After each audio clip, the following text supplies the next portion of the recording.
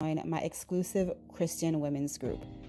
In this group, we chat about clothes, beauty, home decor, parenting, marriage, cooking, and of course, our Christian walk. It's Christian lifestyle all encompassing. So be sure to join by clicking the link below. I hope to chat with you soon. Now back to our. Are you a woman who enjoys beautiful things? 34/5 Lifestyle has lovely, unique accessories for your everyday look and also for those special occasions. Click the link below to check out our latest accessory collection.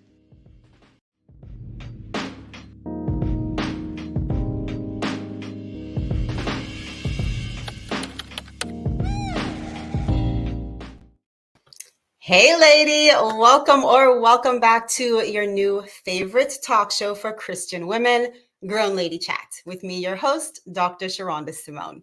Now, let me make sure that you all can hear me because I have been known to chat for a good minute or so before I realize that I'm muted. So if you can hear me, because I see you ladies coming in, I see you. If you can hear me, go ahead and drop in the comment section a thumbs up, a yes. Good evening, Tracy. Good evening. Thank you so much for being here. Thanks for tuning in. Thank you for being on time / early. Okay. Tracy is actually early. Love to see it. All right. So if you can hear me, let me know. If you can't, let me know as well so I can fix my audio. Oh, there is something on my eye. Or on my eye in my contact. Where's my little? I can't find it. Okay. All right. You hear me? Wonderful. Hello. Thank you, Jera. Welcome. Good evening. Thank you, Tracy. Perfect. You hear me? All righty, ladies. Let's go ahead and get tonight's chat started. And I'm so happy that you are here because whether you have little ones or not, whether you are actively parenting or not, is going to be a good conversation because we all have children or adolescents in our orbit that we help, whether it's from afar, whether it's up close as an auntie or a grandma, a sister, whatnot. We have people or little ones that we're influencing. So it's going to be a good chat. Okay. But before we get into that, first things first, ladies, smash the like button. Okay. And go ahead and say where you're tuning in from. You already know the drill. My ladies who have been around for some time now, you already know the drill. Go ahead and smash the like button. If you're tuning in from Facebook, make sure you do that as well. Okay. All right. And then let's see. Question of the day. Let's just have it be a random question because I'm thinking about changing my contacts out because it's time. Are you someone who wears glasses or contacts or any kind of corrective eyewear? Yes or no? Just a random question of the day. I have another one that is pertinent to our chat here tonight too. And I'll share that in just a moment. But let's get the conversation flowing. Okay, so Jera is tuning in from Indiana. Jera, you do wear glasses. We can see it in your lovely photo. How pretty. All right, so Jera does wear glasses. I wear contacts. Sometimes I wear my glasses. It just depends on how I'm feeling. I use glasses as an accessory. So if I think it's cute and it will add to my outfit, then I'm going to wear it if I feel so. And actually, okay, you know what? This one gets on my nerves. Let's push this here back. And actually, I need to put on my blue light blocking glasses. Do you ladies wear blue light blocking glasses? Those of you who are in front of the screen a lot, do you guys wear them? I need to do a better job. And I may take these off as the episode continues because sometimes, I feel like they get in the way of me truly communicating with you. I don't know what it is, but sometimes I feel as though glasses are a hindrance. Okay, so Tracy wears glasses and Jerry, you've been wearing glasses most of your life. So as a child in my adolescent years, I wore glasses up until consistently, like every single day, prescription glasses up until eighth grade. Yeah, which is considered second form in Jamaica. So up until eighth grade, I wore glasses. But then my auntie turned me on to contact lenses, and I've never gone back. I've never gone back consistently unless it's for a certain look or blue light blocking glasses. So again, I may wear these, but I feel like it's giving me a bunch of yeah, it's kind of giving a cast on the screen for you. I don't want it to be distracting, but if you are someone who you look at your cell phone screen a lot or computer screens a lot, tablet screens, then you need to be wearing blue light blocking glasses. Okay, you need to do that. Oh no, Jera, really? Legally blind? Well, it's good though. It's good that you have your glasses then, you know? It's really, really good. All right. Nearsightedness. And let me tell you something too. As I get deeper and deeper into my 40s, today I was trying to look at something and I had to do the whole pull away. I was like, oh, I've reached that stage of life. I've reached the stage of life where I have to hold things at an angle, you know? I try to be cute with it, but it's obvious that my vision has changed some. My vision has changed. All right, ladies, the real question of the day is, what is your fondest childhood memory? Let me know in the comment section. Tonight, we're going to be talking about parenting tips, advice, experiences, things that you could share with the community comfortably that have helped you. Or even if you have questions to pose to the community, go ahead and do that. All right, because we are here to learn and grow together. I have a few notes that I've jotted down here that I'll share with you just from my experience and, what has been working and what I've done with my little ones. Now, remember, I am in a blended family, so my home dynamic is a little bit different from, just the traditional home setting. And I'm so grateful, so blessed. I absolutely love my bonus babies. So I have two bonus babies from my husband's first marriage. 22 years old, and the other one's about to be 21, which is crazy because I remember meeting them when they were like 6 and 8, respectively. And to see them now as young adults, first of all, I don't know how because I'm not aging, right? But even more so, it's like you really can just see them grow up through the years, and for a period of time, each of them, lived with us. So I was actually able to really have, intimate moments with them and just watch them grow. And even now, I think even as they're young adults, we're even closer now. So it's beautiful. So, and then my husband and I together, we have three little ones. So I have a 10-year-old, 7, and 4. So I want to hear from you. What have you been doing? All right. Let me know in the comment section. I don't want this to be just me talking. I want to hear from you as well. Again, I do have my own notes, but I know that our Grown Lady Chat community, you guys can, chime in. And if you're on Facebook, chime in as well. All of the comments come to me here, even though I'm, streaming live primarily through YouTube. Okay. All right. So let's hear it. All right. We have a couple comments.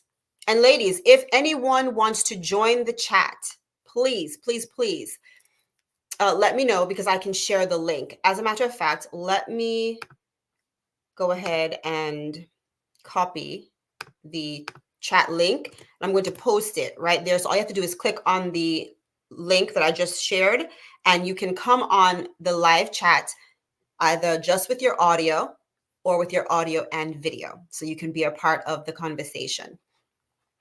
All right, so Tracy said, my dad was on staff at Ohio State University, and I loved going to work with him and going to the football games. Oh, that's awesome. So that is her one of her most fond childhood memories, spending time with her dad, which is really, really sweet. All right, anybody else want to give their fond childhood memory? You can go ahead and do that. All right, now, before I get too much further into the chat, first of all, welcome if it's your first time tuning in. If someone invited you to Grown Lady Chat, please let me know as well, because I'd like to tell them thank you for, exposing you to our growing community. And of course, if you're returning, thank you so very much. We are nearing 100 episodes, ladies. Can you believe it? I am beside myself.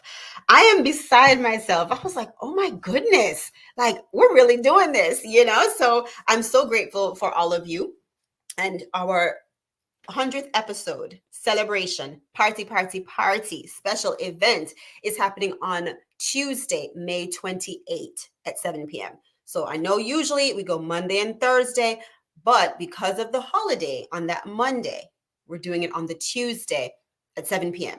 Eastern Standard Time. You don't want to miss it, ladies, okay? So if you've already RSVP'd, thank you. I see you.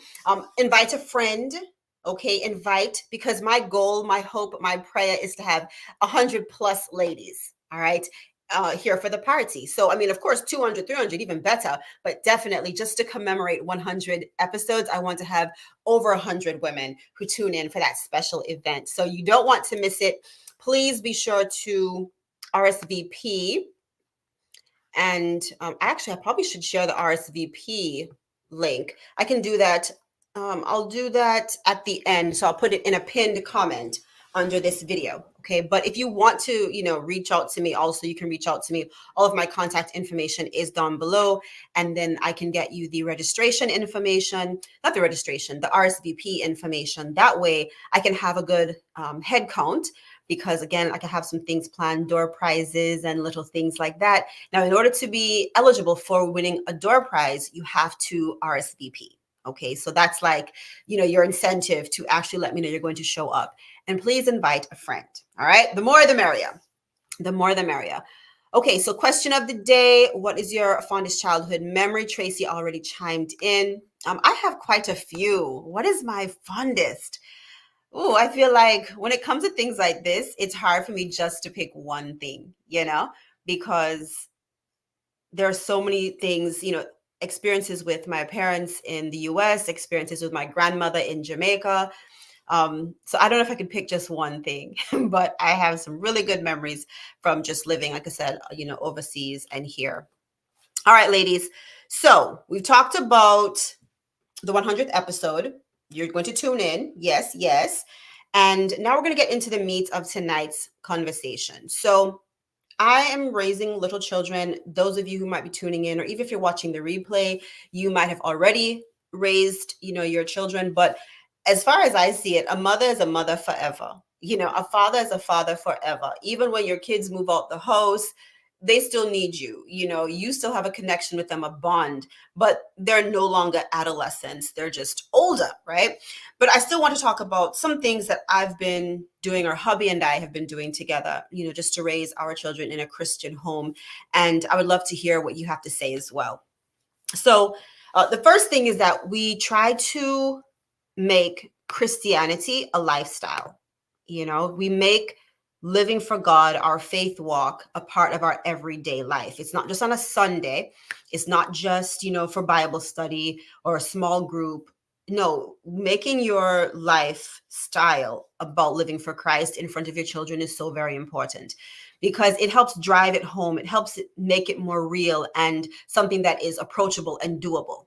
I think very often, especially when someone is like a non-believer, or if they have a very, infantile experience with the Lord, they think that, their faith walk is something separate from their everyday life. But I like to talk about Christian lifestyle, because that's what it is.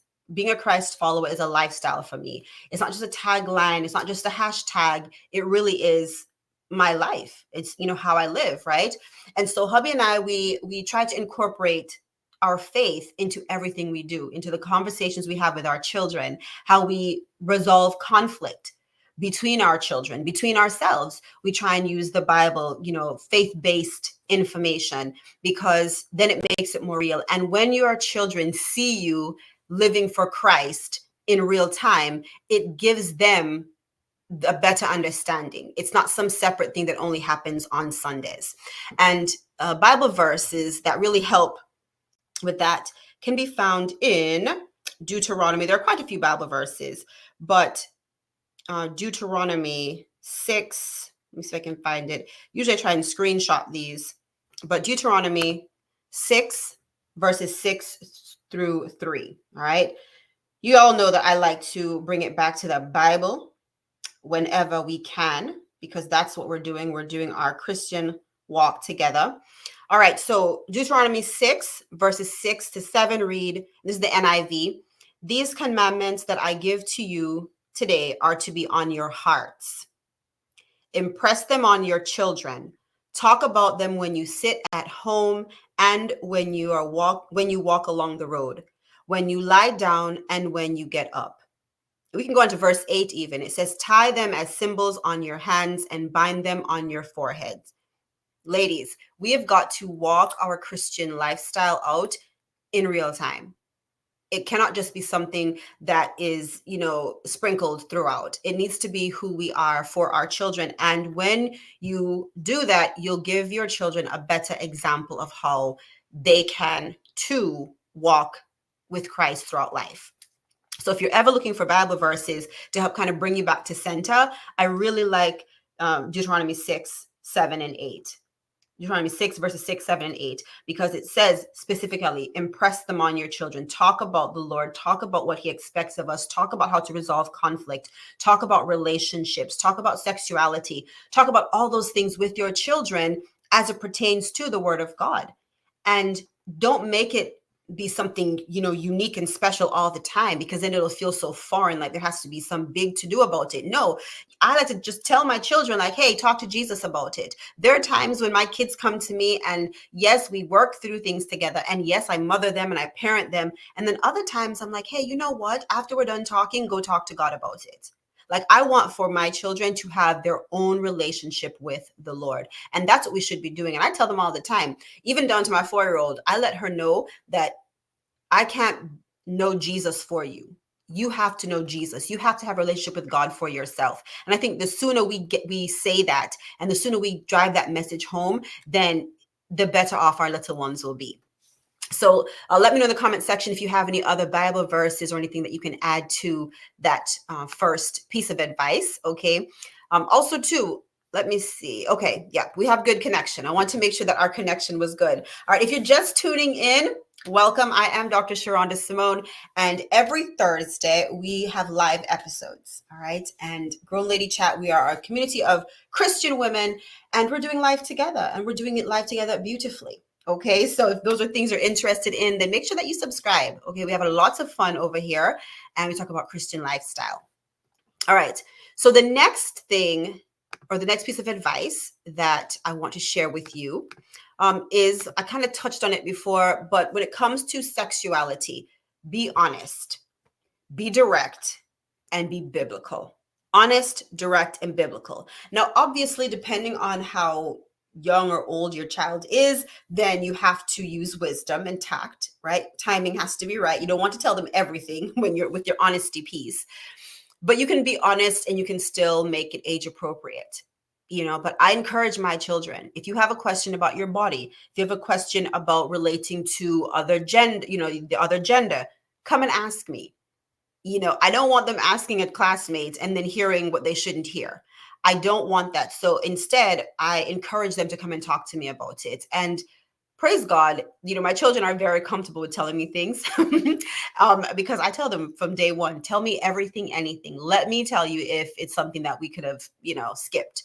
But I would rather them come to me and then me be inundated with information than they pull away and I don't hear what I need to hear. You know what I'm saying? I don't catch certain things in the moment. And I think that's so important for us, as parents, for us to be available to our children and for them to know that we are a safe space. Because if we don't do that, then they're going to look for other people to talk to. They're going to look for other voices to hear. They're going to ask other people the questions that they should feel comfortable asking us.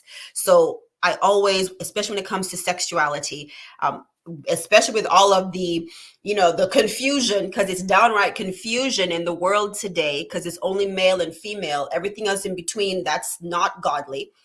And so because of that, I'm very direct with my children.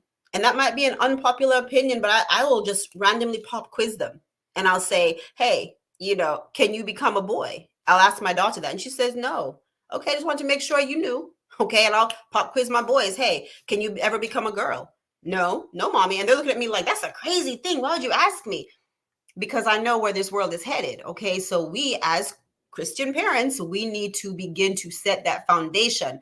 When I was growing up, that was never a conversation that needed to be had because that thought hadn't even entered the realm of conversation, But nowadays, that's not the case.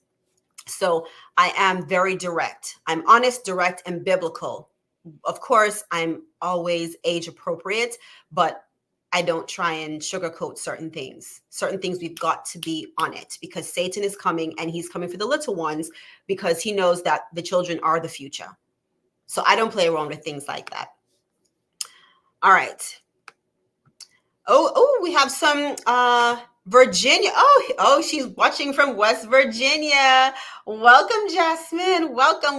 Last week you were in Georgia, and now you're in West Virginia. Okay. Love to see it. All right. Thanks so much for tuning in. All right. Tracy asks, how do you handle your kids' internet time? The internet time, my children, even though they have their own tablets, all of the tablets, I keep them until it's time for them to use them.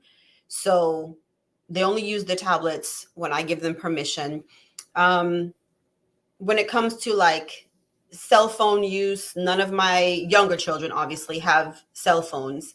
And I know my middle schooler, he uses the computer for work, homework. And then sometimes he'll ask to, like look up things about baseball or, Legos or something. And I'm very aware. I have all the little, tracking things. I can see what he's looking at. And then when it comes to like YouTube, which for my children, YouTube is like TV to them. They'll watch some of the TV shows and cartoons that, we put up. And usually they're like from, the 80s and 90s and early 2000s. They don't really watch any of the new stuff, no. But the way that we handle it is, it's not a constant all day thing. And that's actually something that I was going to talk about later, but I can jump to it. When it comes to,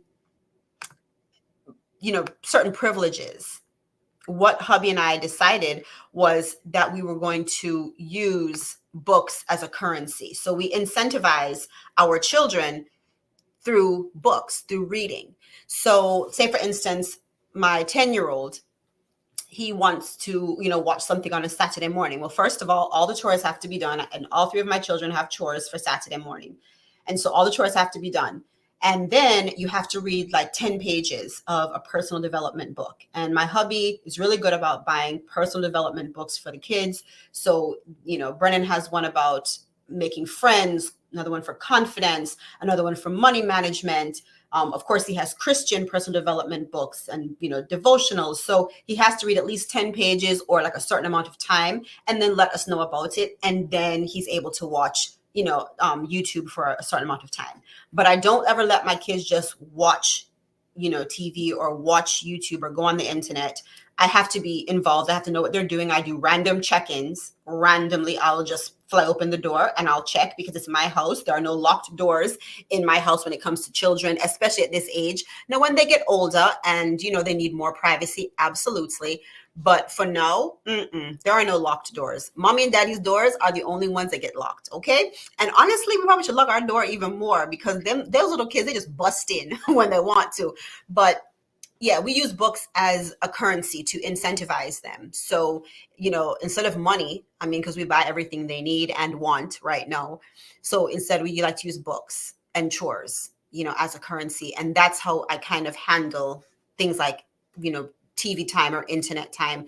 But again, I'm very aware of what they're watching. I know the history. I see what you're searching.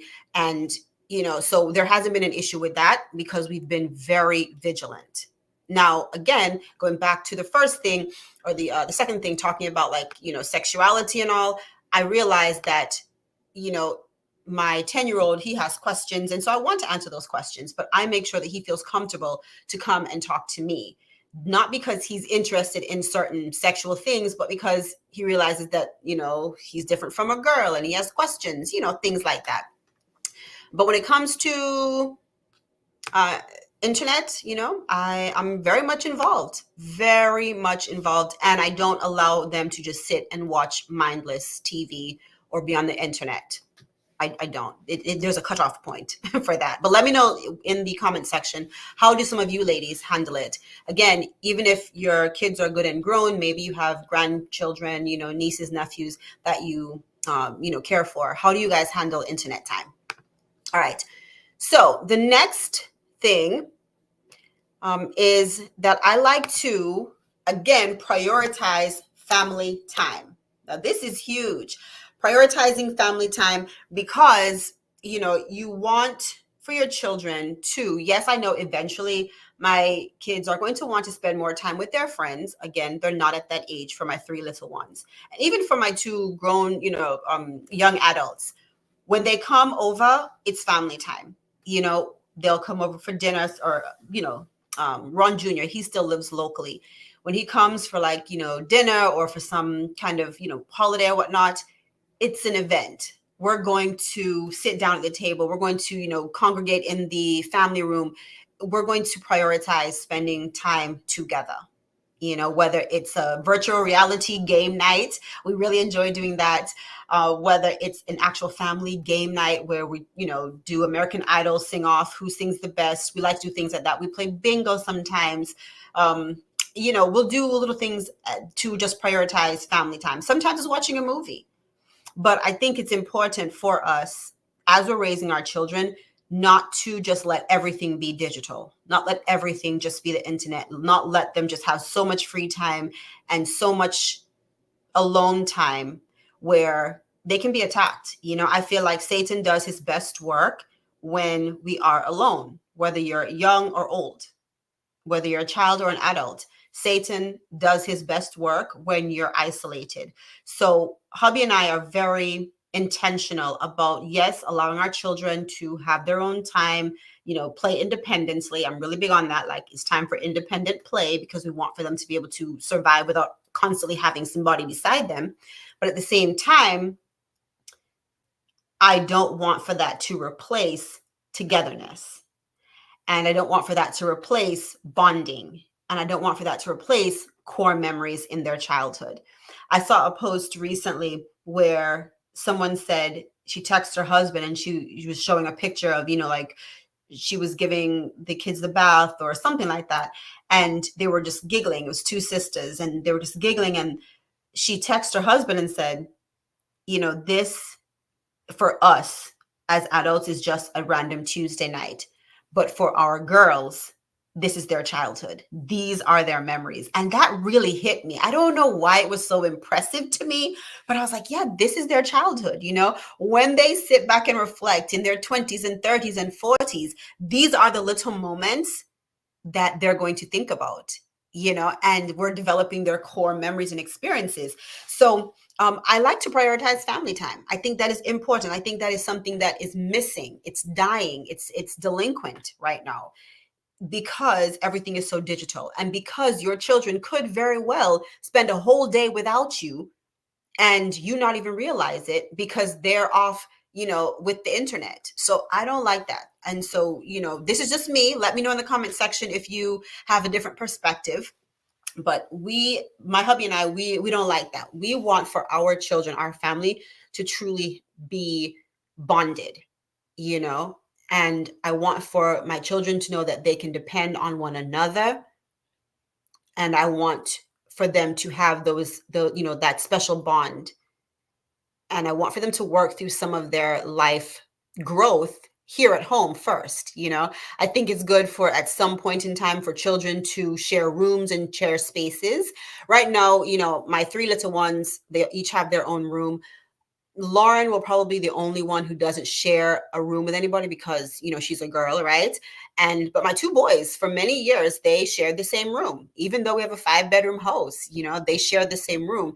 And I think it's good when possible for your children to share space with their siblings because it teaches them how to get along with people. If the first time they actually have to share space and hear the word no and deal with conflict is when they're outdoors, that's going to be a problem. Or when they go away for camp for the first time, that's going to be a problem. Or when they go away to college, that's going to be a problem. So whatever we can do to prepare them for the future, we should do it in the confines of the safe space of our home. That's just how I see it. Let me know if you agree or not. So we prioritize family time. All right.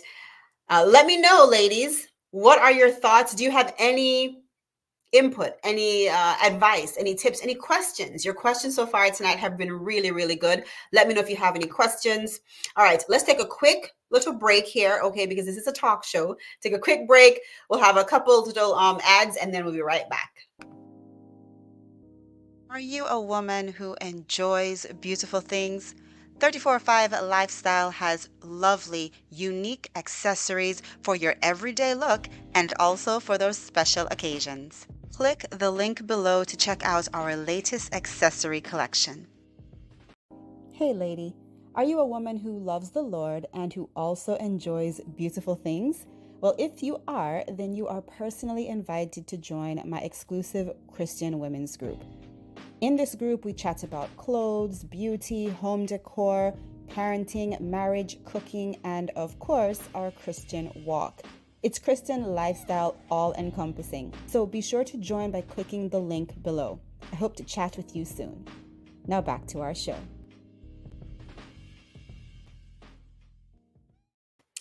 All righty. Ladies, during the quick break, I found the link so you can RSVP for the 100th episode celebration. I feel as though as soon as I turn on an episode, my phone just keeps buzzing and beeping. All right, so I shared a link if you want to RSVP for the 100th episode party. Ladies, you don't want to miss it. Okay, and while you can most definitely come if you have an RSVP because it's an online virtual party. So you can definitely tune in. I would love to have you. It's just that the only way for you to be entered into the door prizes is if you RSVP. Okay. So there's your reason to go ahead and RSVP. All right. Make sure you do so. All right, so we're talking about advice, tips, experiences, perspectives when it comes to parenting, raising our little ones. And I said this before at the top of the hour, even if you're not actively raising children, maybe your children are grown and they've moved out, but you have grandchildren. You have nieces and nephews. There are, children at your church or, in your circle that you are caring for, then this information is still going to be helpful. All right. So, the question of the day, if you haven't answered already, what is your fondest childhood memory? I can tell you one of my fondest memories, and it is with my grandmother. So, many of you know this, but I moved to Jamaica when I was in elementary school and I lived with my grandmother, but I also went to an all girls boarding school. All right. So I went to, grandma's house when we'd have like short breaks and like Easter and things like that. And then I would go back to Ohio with my mom, dad, and brothers and sisters for some Christmases and every summer break. Okay. So a fond memory of me and my grandmother was when I cooked for her. I think I made fried chicken. It was fried chicken. It was barely fried though. That's the catch. It was barely fried. And I remember being so proud. Okay, so I made this fried chicken. It was like chicken thigh and chicken leg. And I did, what I thought, because there was no internet to Google. And I mean, my grandmother, she knows good food, but I don't think I ever saw my grandmother cook. She's always had helpers. And so she would just tell them what she wanted to eat. And then it would just appear on the dinner table. So I don't know if she knew how to make fried chicken, but she knew how it tasted and she knew how it should taste. And so I said, I'm going to cook and I'm going to make fried chicken. So I call myself making fried chicken. And looking back at it, it is the grace of God we did not get sick, because that fried chicken was not cooked all the way through. When you have the stove too high and so the outside is brown and crispy, because I dipped it in the flour and I did all of that good stuff. It was seasoned really well, but it's the grace of God why we did not get sick. Okay, because I look back and I'm like, that chicken was definitely underdone.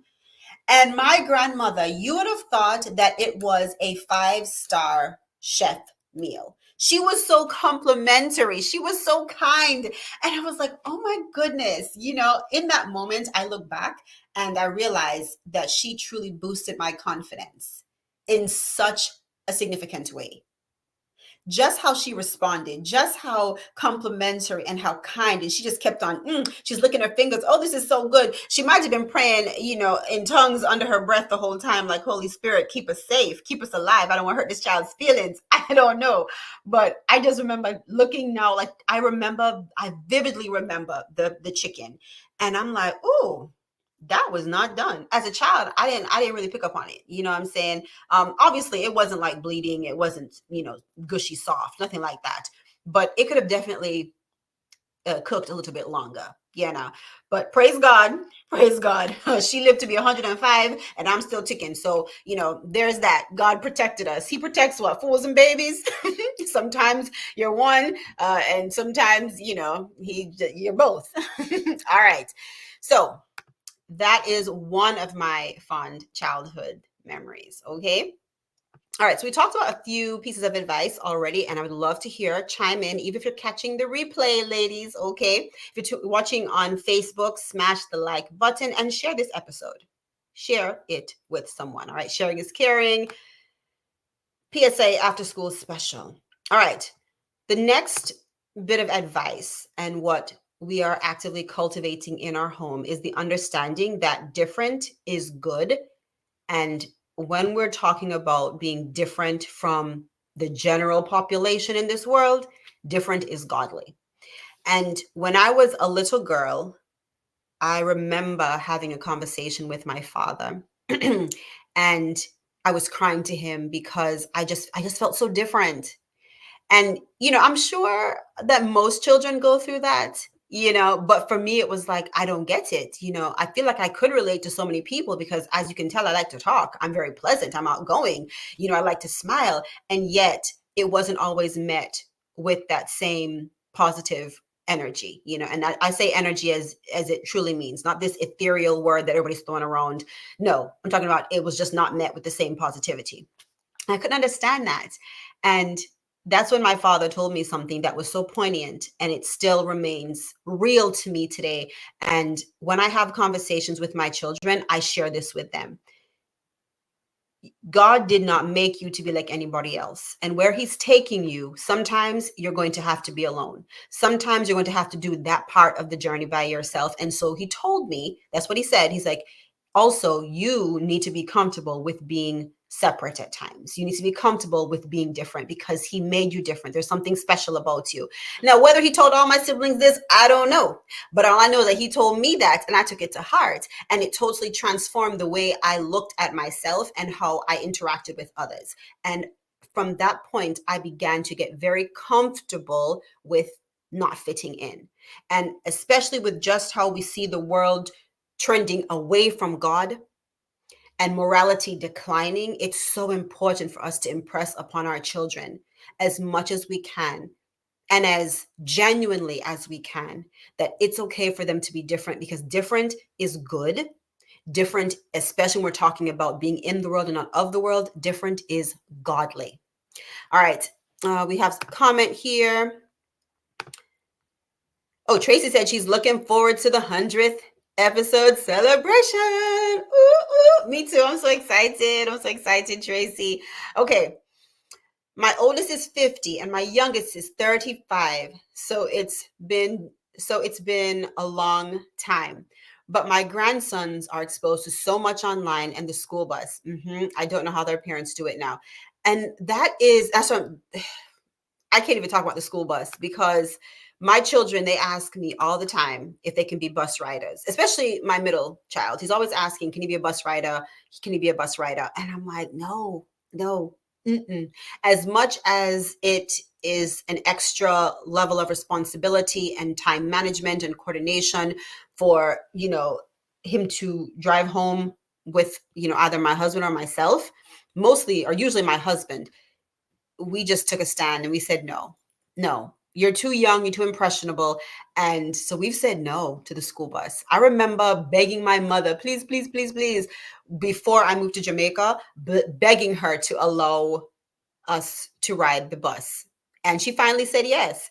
And let me tell you, as soon as she said yes, that next week I was like, okay, I'll go back in the vehicle with you. Come pick me up. And she said, absolutely not. You asked for this, you're gonna stay with it for the rest of the year.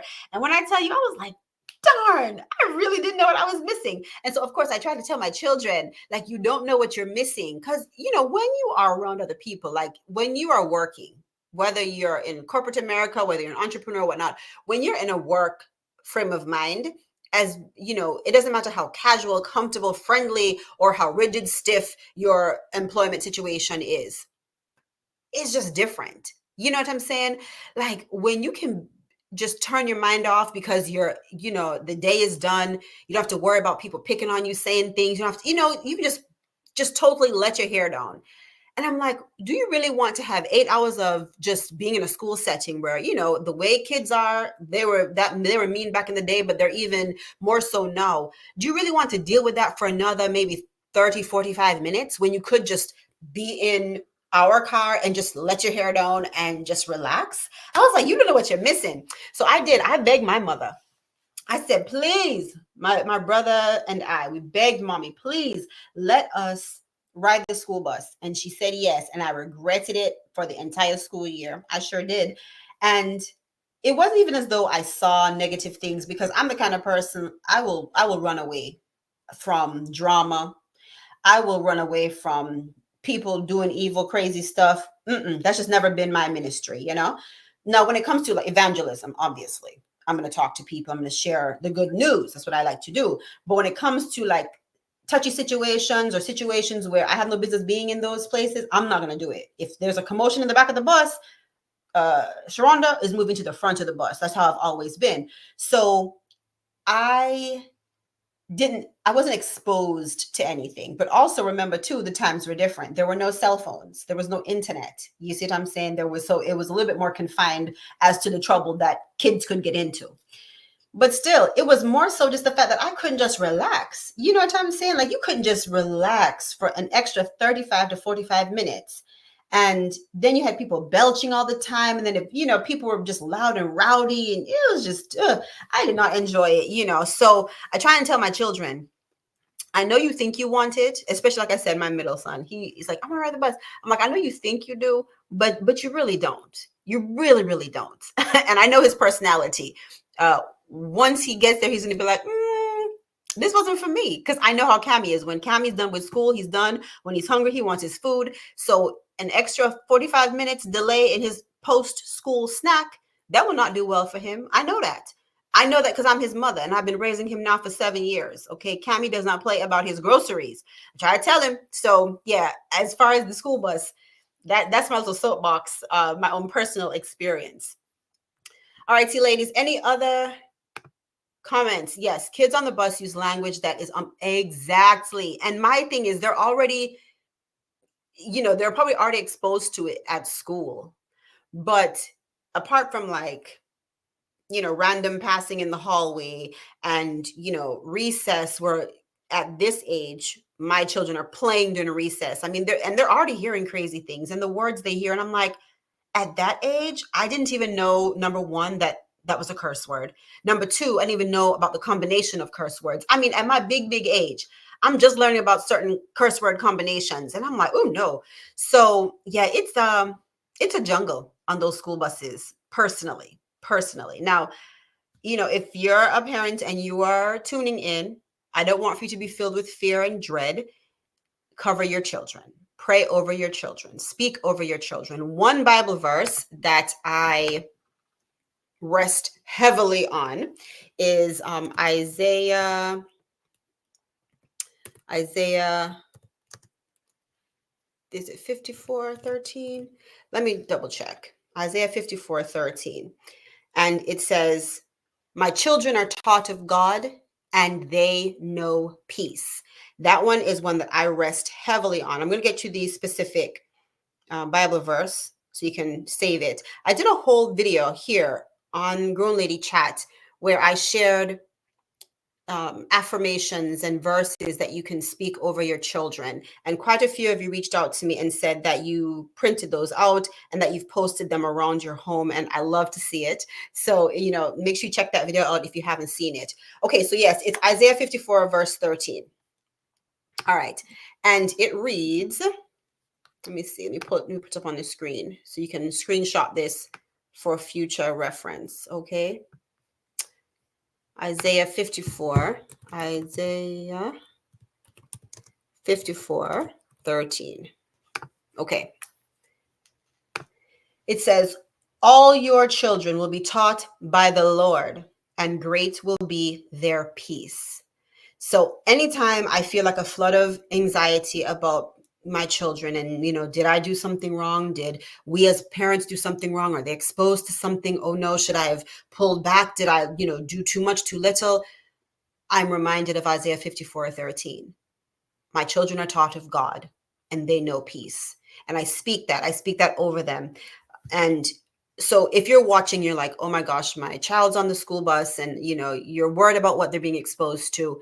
First of all, if it's not something that you can control at this moment, then you have to just trust God that He is going to be God in this situation, and cover your children, cover them, speak to them. That's what I'm talking about. We've got to be frank with our kids. We've got to be plain with them. We have to say, look, you need to turn away from evil, run in the opposite direction, run opposite. If something is happening on this side of the room, you need to skedaddle to the other side of the room. And when we can speak with such specific words, I think it's better than just glossing over it and saying, I want you to be good today. No, I want you to make smart choices today. I want you to remember that, you are a representative of not just this household, but also of God, most importantly, of God, right? Does that mean that our children are perfect? No. Does that mean the Josie kids are perfect? No. But what it does mean is that we're planting seeds. Lady, plant those seeds. And you're probably already doing it, right? So kudos to you. Snaps, kudos to you. But this is a Bible verse that I rest heavily on. Isaiah 54:13. All your children will be taught by the Lord. That means when you fall short, when your hubby falls short, when the school falls short, when aunties and uncles fall short, it doesn't matter. Speak into their lives. All of my children are taught by the Lord, and great will be their peace. Shalom, wholeness, no lack. That's comforting, ladies. That's comforting. I actually have that Bible verse hanging in my office, because I look at my phone, a phone call is coming in at work, I see it's one of the kids' school calling, and I'm like, up, and you feel that flood of anxiety. What could it be? I say, first of all, Holy Spirit. That's my go-to. Holy Spirit or Jesus. That's like Holy Spirit, Jesus. And then I calm down and I say, no, my children are taught of God. They know peace. My children are covered from the crown of their head to the soles of their feet. Not even a bone shall be broken. I mean, I speak these things over my children because it's real out there. It's scary out there. Satan he's trying to do what he can, but you say, not in my house. Not in my house, Satan. All right, let's see here. So where are we? Okay, let's go to John 17 verse 5. John 17 verse 5. If you're just tuning in, make sure that you smash the like button for me. Don't forget, and spam the comment section. All right. If you're catching the replay, lovely. Glad you're here. Go ahead and chat it up in the comments. Okay. So John 17 verse 15 reads, my prayer is not that you take them out of the world, but that you protect them from the evil one. That, to me, this is words in red. Jesus talking to his disciples in John 17 verse 15. My prayer is not that you take them out of the world, but that you protect them from the evil one. And he's talking about us as disciples, because he's talking to his disciples, you and I. We can't take our kids out of the world. We can't take the people that we are discipling and ministering to and evangelizing to. We can't just take them out the world and just hover over them in a protective bubble. Trust me, if it could be done, Sherunda would do it. But you can't do that. What you can do, though, is that you can help them, discipline them, disciple them, educate them, encourage them, nurture them, train them, and then that will help protect them from the evil one. Okay? So hold on to these Bible verses and stand your ground, because Satan's not going to give up, and you shouldn't give up either. And when you are weak, remember, it's in those moments of weakness that God's greatness, his strength is amplified, it's magnified. And I just had to talk with myself about this recently, and one of my kids, just separate occasions, just talking about how, like, yes, we feel weak at times. We feel downtrodden at times, discouraged, and that's perfect. Believe it or not, that's perfect for God to move and for him to be even more effective in our lives. Because when we walk around thinking we have it all together, it's harder for us to hear the word of God, and it's harder for us to go to him, because we might not be thinking about it, right? Everything's moving along so well, we might not be thinking about going to God and asking him for help. So that's why the Bible says, his strength is made perfect in our weakness. So embrace your weakness, ladies, and let your kids know that when they're feeling weak, talk to God. I tell my kids that all the time. After we're done talking, I want you to go talk to God about it, because whatever he tells you will be all that you need to hear. Yes, I'm your mommy. Yes, I'm going to help you. Yes, we'll pray together. We'll laugh together. We'll cry together. Absolutely. I'm going to give you instruction, help. But at the same time, the only person you truly need to talk to is God. So when we're done talking, you run and you will have a talk with Jesus. Tell him all about your problems, okay? All right, see, ladies. Let me know in the comment section, are you enjoying tonight's episode? If you are, first thing you should do is smash the like button, spam the comment section, number 2, and then number 3, share this episode with a friend, okay? All right, I have a couple more things I want to chat about as far as advice. If you have any questions, let me know. Does anybody want to join the chat? Anybody want to come on and talk about it? Let me know. All right, I can share the link again. Let me share the link. Copy and let me share it in the comment section. So all you have to do, if you want to come on with either audio, video, or both, you can just click the link that I've shared. On Facebook, it's the same thing. All right. Wonderful, wonderful. Oh, good evening. Good evening. Hello, hello. How are you? Thank you for tuning in, Letitia. Let me know where you're tuning in from. That's like standard here. Let me know where you're tuning in from. And good evening. Thank you for being here. So I've shared quite a few tips and pieces of advice. I've also answered some of the questions.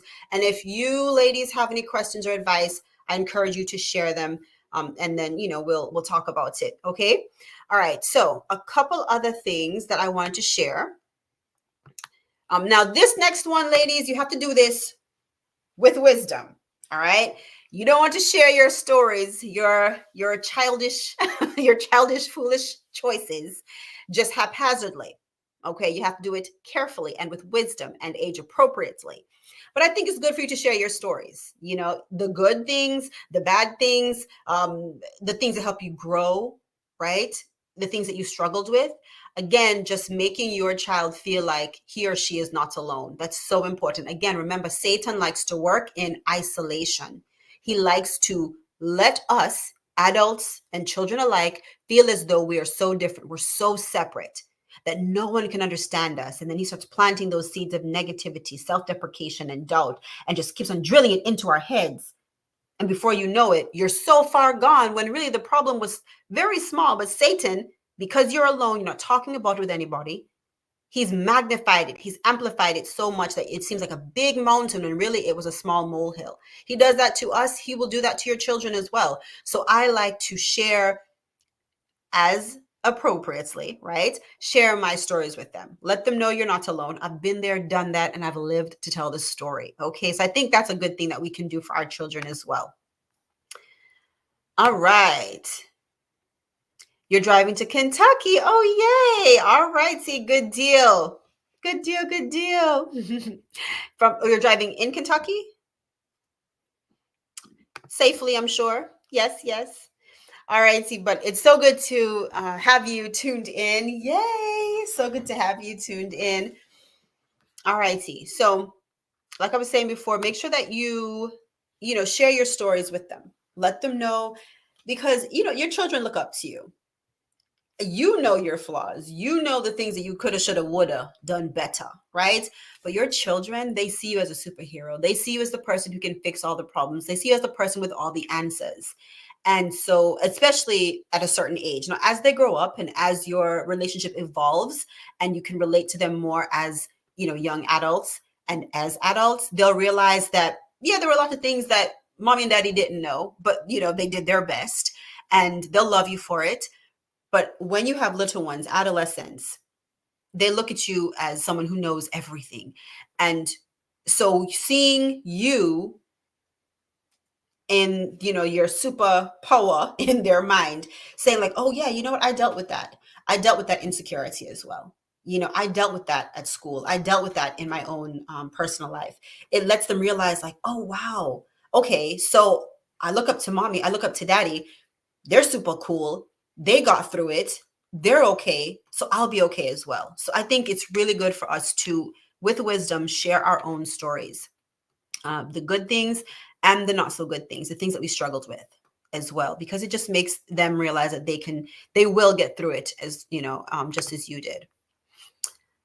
Okay. Yay. Awesome. Awesome. Good deal. Yay. Love to see it. So exciting. So exciting. I was born in Ohio, and I lived, you could say, well, I was raised in Jamaica, but I lived for a good majority of my life in Ohio. So that's not too far from Kentucky. And then I also went to the University of Dayton for college. Look at us. We were close all these years, unless you didn't live there back in the day. Unless you didn't, but yes. Okay. Tracy says every child is different, and punishments need to be something that they can understand and given in love, so they understand you want them to be their best. Yeah, that's wonderful. That is a really good tip. Thank you for sharing that, Tracy. I think that as parents, we, if we're not careful, we can fall into not the trap, let's call it a trap, into the trap of trying to discipline all of our children the same. What worked for one should work for the other, but that's not the case, because your children are so unique. And I mean, one of my kids, all I have to do is just look with that mommy look, and that's enough to make them just wither. Somebody else you have to give a stern talking to. Somebody else you need to ask them a question like, is that smart? And that's enough to redirect. You see what I'm saying? So we definitely do need to, as Tracy pointed out, we have to be aware that each child is different. And so when we're disciplining and training our children different, it's going to be different. But then also, as she pointed out, showing them that we're doing it out of love. And there are times when I've asked my children, do you understand why you were punished? Do you understand why you had to go to your room? Do you understand why, this happened? And if they say no, then I'll explain to them, because otherwise it makes no sense. All they're thinking is, okay, well, something sad happened to me and I don't know why. Like, what did I do wrong? So then they're more prone to repeat the activity, right? Or to repeat the offense. But I like to ask my kids, do you know why you don't have any TV time today? Do you know why you have to go into your room and play by yourself for, a couple of hours versus coming downstairs? Do you know why? And it's really good for them to have that understanding. I like that tip. That's really good. Anybody else have any other tips or questions when it comes to parenting your adolescents? And I know, Letitia, you're driving, so you might not be able to type a lot, but if you wanted, you could always, come on with your audio and just, Bluetooth it, talk to us on the audio safely, of course, hands free. Let me know. Okay, Tracy, and always do whatever you have told them. And always do whatever you have told them will be the consequences. Oh, follow through. Okay. Yeah, that's a good one. That's a good one. And you know what really frustrates me is that when I discipline my child or punish my child, it's like I'm in punishment too. Because let's say I was like, okay, behave, otherwise we're not going to go to sky zone or jump zone. And if they keep cutting up, then I'm like, I really wanted to go to sky zone. I wanted to jump. I wanted to have fun. But now I have to follow through. And so now we're all in punishment. Okay. We're all, in the house. So yeah, I think that's a really good one. Always do whatever you said the consequence would be, and follow through. Ooh, that one is that's for the parents. Let me know if that hits you.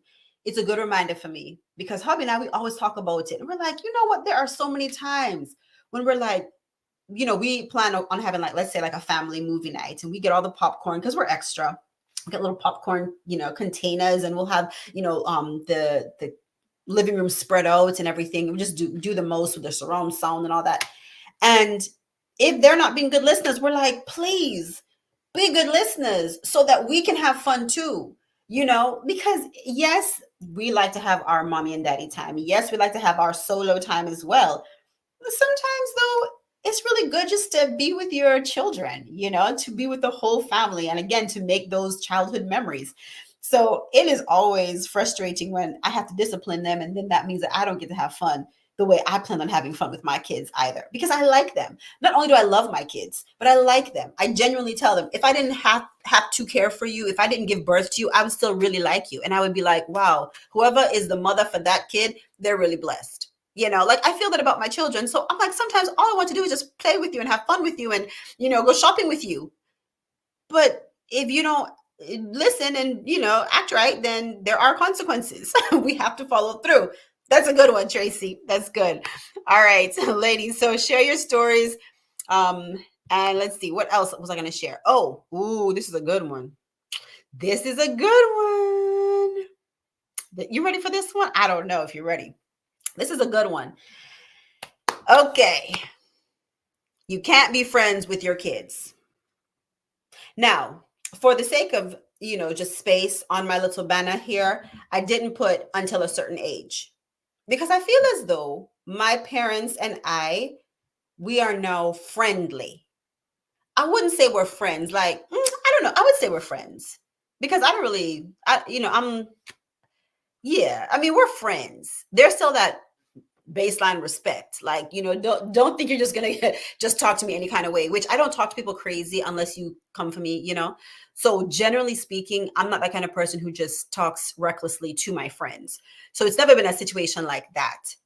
But I would say as I've gotten older, my parents and we are friends, and that's lovely. But when we were children, or when I was a child, I wasn't friends with my parents. And I tell my kids this all the time. My role is not to be your friend, is to be your mother. Okay. And there are many wonderful things that come with that. But there's also some not so pleasant things that come with that as I teach you and train you and discipline you and raise you up. So we can't be friends with our kids. We cannot do it. I think it just it erodes the level of respect, and it lessens the impact of your training when you try to be friends with your children, because the level of respect you have for your friends is not the same as you have for your parents, no matter how old you are, right? There is a level of honor that comes with parent-children relationships, right? That you don't have with your friends. You love them, you respect them, but I wouldn't say that I honor my friends, but I honor my parents, even at my big, big age. So I think when you have adolescent young children, yes, you can, of course you're nice to them, you love them, you nurture them, you laugh with them, you giggle, you play with them, you playfully cut up, all of that. But as far as like being friends with them, absolutely not.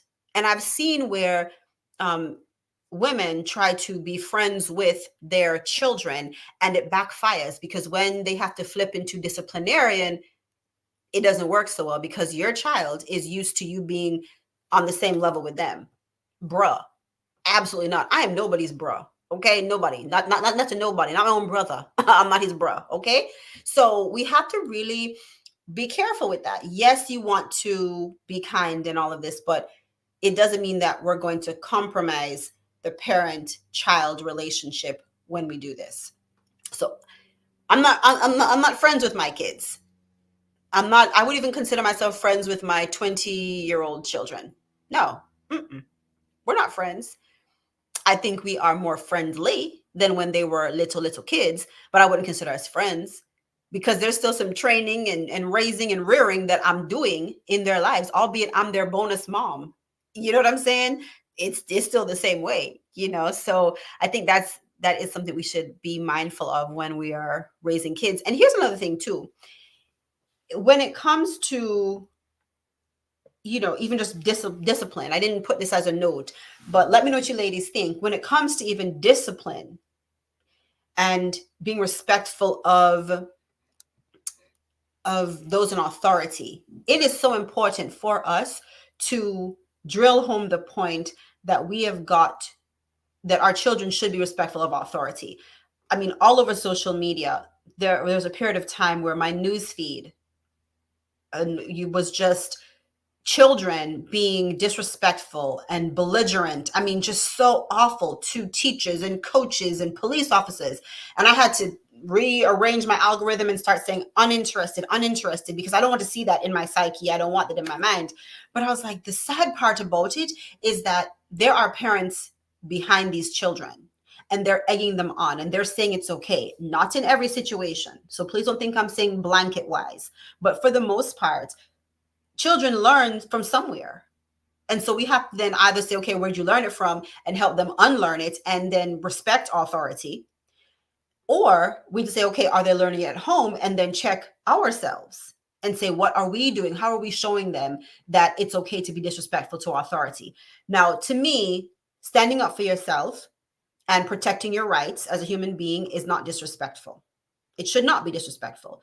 But when it does become that way, then that is where we get into lots of problems. So it's really important for us as parents to make sure our children know that you should respect authority. Don't get into arguments with adults. Leave that to me. You come home and tell me respect. And I'm not saying do anything that is untoward. Don't let anybody touch you inappropriately. Don't let anybody talk to you any kind of way. I mean, there are hard rules where it's like, no, immediately you handle that.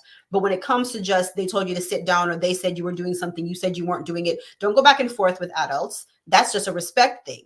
Now, if you believe there's a problem where something was done incorrectly, you come, you tell me, let me handle it. Let your dad handle it. Right. So I think that's something that we also have to, drill home with our kids. All right. In my opinion, okay. Again, are my children perfect? No. But are we actively trying to train them up in the best way we can? Absolutely. We are actively trying. And I'm sure you are as well. So I hope these little tips are helpful to you, or just experiences are helpful to you. Let me know if they are in the comment section. Okay.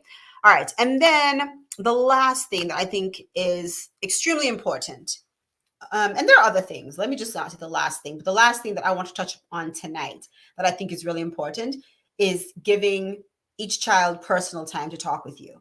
And I believe that this goes even beyond adolescence.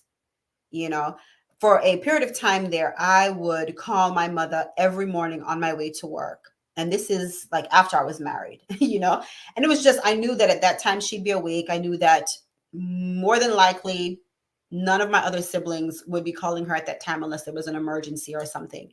So I knew that I would have that, time to talk with her. And then there was a time period where I would call my father on my way home from work, because I knew that that's when he would, have at least like a 15-20 minute pocket of time to chat. And I feel like that is important, definitely for adolescents, but it can also be important for your adult children as well. Because again, like I said earlier on, a parent is a parent all the time. Your children are always going to need you on some level, in some capacity, whether it's just to talk through things with, to laugh with, to share anecdotal stories of the kids with, whatever. Your children still need you.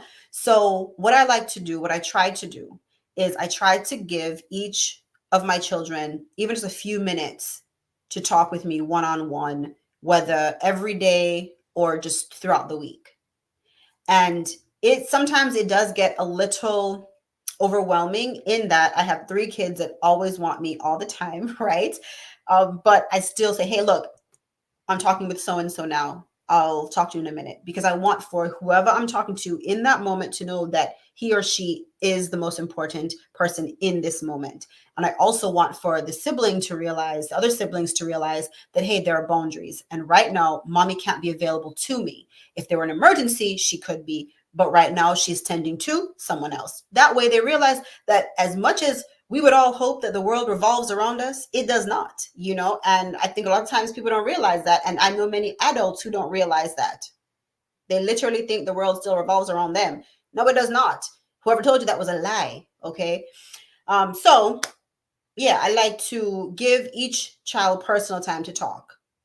And if your children are, quick thinkers like mine, then they will try to make that personal time right before bed, because then they want to ask all these philosophical deep questions. And I'm like, I see you. I was once a child. No. Okay. Come talk to me before. So, I'll pull them to the side and say, hey, how was your day? Tell me three good things that happened to you today, or tell me one thing that made you happy, or, I'll ask questions, or was there anything concerning? It's not that every time I ask 5 or 6 questions, but most of the time my children have so much to tell me anyway that just comes out just like very easily. But sometimes they're a little bit more subdued and I have to pull information out, but I do try and ask them questions that are not just one word answers, because I want to know what's happening in their lives. Again, remember, Satan likes to keep our children isolated. He wants to build a wall between you and your children, a wall between you and your spouse. That way he can wedge himself in and start planting bad seeds. So my role, your role in your home, is to break down those walls, right? Remember Psalms,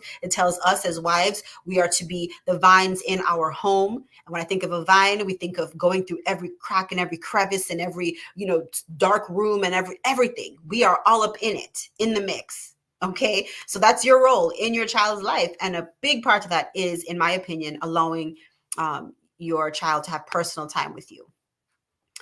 Let's see.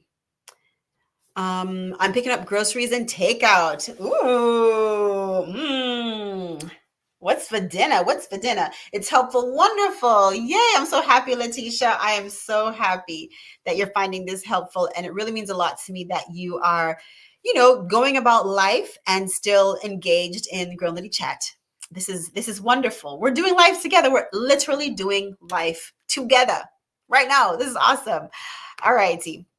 Okay, so let's see. All right, it's already after 8. I have shared, let's see, I believe I shared all of my, tips or advice just for, for now. All right, it's not forever. This is just for now. The things that I know that we're actively doing. And there are more things, there are other things. I really enjoyed the tips and advice that Tracy shared. So very helpful. Thank you so very much. And if you haven't already, make sure you join my email community, okay? Because I communicate in that space more frequently, and there are things that I share there that I don't share on other platforms. It's just another way for you to be involved, get plugged in. Next year, 2025, we're having our first in-person Grown Lady Chat conference. I'm planning for it to be in the month of July. So, just put like a little mental asterisk. All right. So get ready to come to Georgia, Southern Georgia, July 2025. All right. We're going to have a face-to-face Grown Lady Chat conference. All right. It's going to be wonderful. But even, just leading up to that, I just want for us to continue to grow as a community. I want for us to continue to do life together. And I'm so fortunate and blessed that, my little corner of the internet, my little slice of the pie, you all are so pleasant. You're so wonderful. You're so encouraging.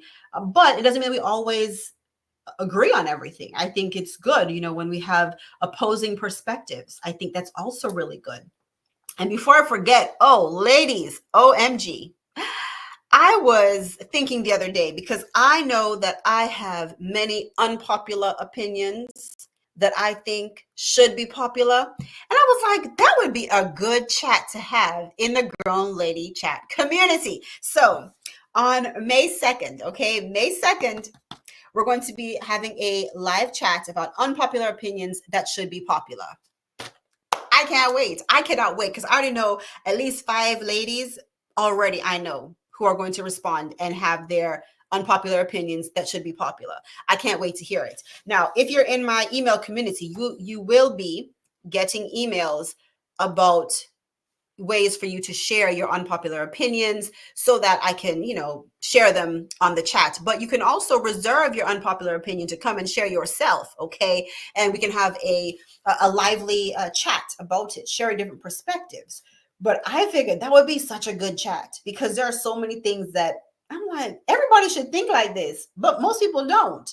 But it should be a popular opinion. So I want to hear, all right? So May 2nd, I'm very excited about that episode already. May 2nd, unpopular opinions that should be popular. It's going to be a live chat, and you can always submit your unpopular opinions to me, or you can come on and share them yourself. Okay. All right. So that's happening. Let's see the comment section.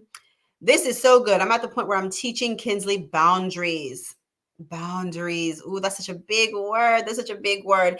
And it's funny. I don't think when I was growing up, that wasn't a word that was commonly associated with teaching children, like boundaries. It was more so boundaries of what not to do, not boundaries that we should have for ourselves. You know what I'm saying? Like, I have boundaries, and I've identified boundaries I have for myself as far as how I interact with others and how I let others interact with me, who I allow around me. But it wasn't, we didn't grow up hearing that term. So I really like the fact that teaching our children boundaries is a thing. I like that. I believe my parents taught me boundaries, but it wasn't as direct and spelled out like this should be a boundary for you. You know, it was more just an understood thing. But yeah, teaching boundaries. Yay, we love it. We love it. Well, how old is Kinsley now? Her little pretty self. How old? She wants mom's attention all the time. Yep. Yep, yep, yep, yep. They do. And that's the thing. We have to remember that our role, and my husband is really good about reminding me about this. My role, one of my roles as a parent, is to make sure that my children can thrive, not just survive, but thrive successfully without me. Does it mean that I want for them to totally abandon me when I'm still living? No. But it does mean that I should be able to rest peacefully at night, knowing that my children have the life skills to not just survive, but to thrive without me.